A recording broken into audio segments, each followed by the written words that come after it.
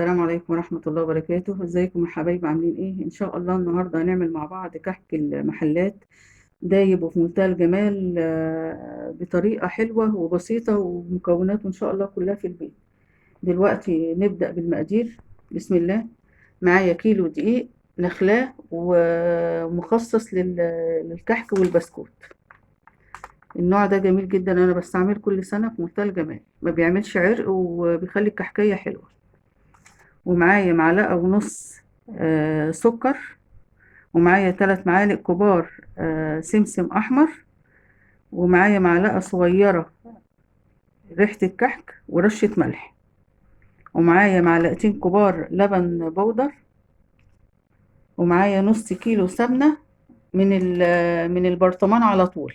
أنا عاملة كنت مسيحة زبدة بيضة على زبدة صفر، براحتك بقى. شوف انت بقى جايباها سمنة بلدي. هو أهم حاجة في الكحك السمنة ونوع الدقيق يكون كويس، وبقية المكونات بيخدموه بقى أكتر يعني.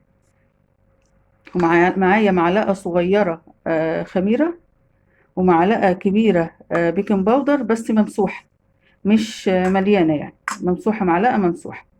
نبدأ إن شاء الله الوصفة. هنحط المواد الجافة كلها على بعض.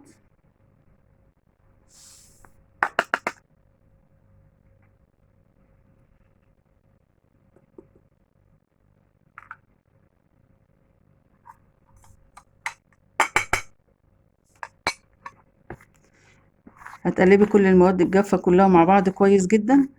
وبالنسبة للحشوات انت براحتك، انا النهاردة عاملاه سادة، فممكن تحشيه بملبن او بعجوة او بالعجمية، براحتك. نحط السمنة مع بعض.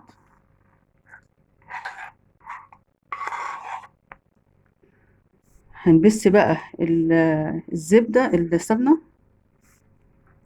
مع الدقيق. هندخل كل المكونات بقى كلها في بعض كده. بصوا كده يا بنات، مش ما تعجنيش، حاولي كده تدخلي كده السمنة. مش شرط على فكرة ان انت تفركيها بايديك الاتنين، بس اهم حاجة بس دخليها كده واقعدي يعني بتاع 10 دقايق، اقعدي اعملي فيها كده. دلوقتي بعد 10 دقايق بصي بقى شكلها. بصي، بصي كور كده. بصي كل الدقيق، ما فيش دقيق خالص اهو. الدقيق السمنة، بص كل مغلف كله بالسمنة. بص قعدت 10 دقايق، هو من اولها بدأت تفرول كده. لا اقعدي معاها لغاية ما تبقى كده، بصي تبقى حتة واحدة كده. هنحط بقى المية واحدة واحدة.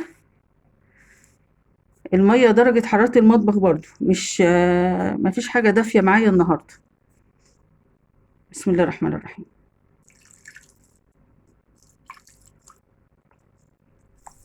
بصي بقى كده، تحاوليش بقى تعجني، دخلي بس المية كده جوه العجينة بالراحة كده. جيبها كده من تحت كده ونزليها كده تاني، واحدة واحدة. وزي ما بقولك واحدة واحدة، الدقيق المية عشان في دقيق بيشرب السوائل وفي دقيق ما بيشربش، فممكن تتعجن منك مرة واحدة قبل ما تخلص الكوباية. بصي هي خدت الكوباية بتاعتي إلا حاجة بسيطة أو إلا ربع كده وكوباية مية. فانت برضو حسب العجينة بتاعتك، ولمي لمي كده لما تحوجي تحطي بقى المية عشان ما تعملش معاكي عرق. بصي بقى تعرفي ان هي ما عملتش عرق ازاي. بصي بتقطع ازاي على طول اهي، وتختبريها كده. لفيها بايديكي كده واعملي كده، لو شققت يبقى كده عجينتك محتاجة معلقة سمنة او حبة مية صغيرين او حبة لبن، اي حاجة من التلاتة دول. بصي حلوة ازاي. هنسيبها بقى ترتاح لمدة 10 دقايق كده، ونبدأ نشكلها بكيس تلاجة او بتاع السندوتشات ده، تفتحيه وتعملي بيه اول ستريتش. احلى حاجة يعني، ما تحاوليش تغطي بصينية ولا بحاجة زي كده، لا، بالكيس اضمن. بعد 10 دقايق كده، سبتها 10 دقايق، هنجيب بقى نعمل كحكاية مع بعض كده. ممكن تعملي بالمنقاش زي ما انا هعمل كده، وفي بصامة ممكن تعملي برضو بالبصامة. بصي بتلفي العجينة كده الاول، بس الصراحة اللي بالمنقاش بتخلي السكر يثبت في على قلب الكحكاية.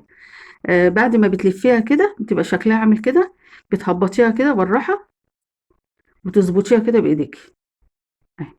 لو انت بقى هتعملي بالبسطامة هتعمليها كده وتحطي البسطامة وبس وتحطيها في الصاج، او تحطيها في الصاج وبتعملي عليها البسطامة.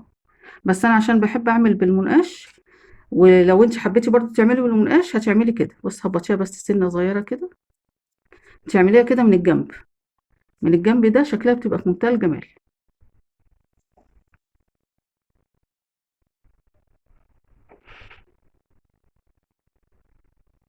والسكر ما بيقعش من عليها، لما تعملي بالمنقاش كده السكر ما بيقعش من عليها. بس شكل الكحكة حلو ازاي.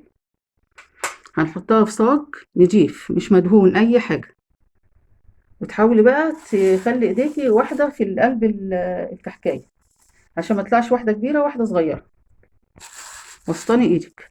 وبعدين الحجم ده بيزيد، يعني انا عشان انت عارفة ان انا حاطة بيكنج باودر وحاطة خميرة، دول بيخلوا الكحكاية هشة من جوه، بس برضو بتكبر سنة، فانت تخلي بالك من الحتة دي اهي كده. خبطيها كده بس نفس الحجم اهو، اعمليها بقى من الجنب كده. طبعا بقى لو عاملة كمية بألف هنا وشفا يا رب، اعمليها بقى الصراحة بالبسطامة يبقى أحسن لك على طول.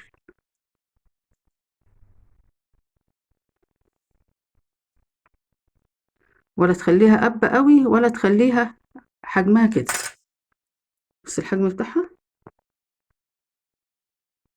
اهي. وبين كل واحدة وواحدة مسافة مش كبيرة، يعني قولي عقلة كده أو صباع يعني. وده شكله يا بنات بعد ما أنا شكلته. خلي بالك وحاولي تظبطي ايديكي عشان الكحك كله يطلع مقاس واحد. وبالنسبة للعجينة طول ما أنا بشكلها كنت مغطياها بالكيس، وبصي الطبق بقى حلو ونضيف ازاي، عشان يعتبر كده يعني إن شاء الله العجينة بتاعتك أو الكحك بتاعك هيطلع ناجح.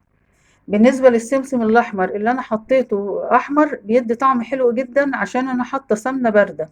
لو أنا حاطة سمنة مقدوحة هيتحط سمسم أبيض، بس السمنة المقدوحة الصراحة بتعمل حرقان في المعدة، فأنت خلي بالك من الحتة دي. وبالنسبة للفرن دلوقتي أنا مولعاه على درجة حرارة 200، هحطه على الرف الوسطاني، هفتح الفرن بس مش هفتح فرن وشواية، عشان أنا عايزة لونه هيبقى ذهبي فاتح، عشان لون الكحك لما بيحمر بيغير طعم الكحك.